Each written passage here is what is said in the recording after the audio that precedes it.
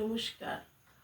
স্বাধীনতা একটা পাখিকে বড় খাঁচায় রেখে যতই ভালো ভালো ভালো জিনিস খাওয়ানো হোক না কেন, সুযোগ পেলেই সে উড়ে যাবে।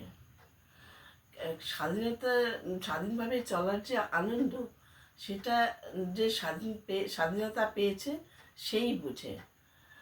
আমাদের ভারতবর্ষে আগে মেয়েদের স্বাধীনতা দেওয়া হতো না। বিদ্যাসাগরের কৃপায় মেয়েরা শিক্ষিত হয়েছে এবং বড় বড় চাকরি করছে, প্লেন চালাচ্ছে, আকাশে পাড়ি দিচ্ছে। এবং স্বাধীনতা পেয়ে মেয়েরা আজ একটু আলোর মুক্তির আনন্দ খুঁজে পাচ্ছে।